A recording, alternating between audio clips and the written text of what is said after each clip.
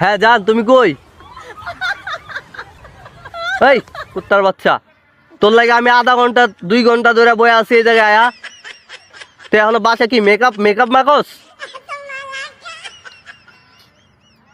পকেটে 10টা টাকা নাই, তোর লাগে আমি এই জায়গায় বয়ে আছি। আমি এই জায়গায় বইতে বইতে আমার বাথরুমও ধরে গেছে। এখন বাথরুম যে করমু, এই জায়গায় ফ্রি বাথরুম আছে তোর বাপের?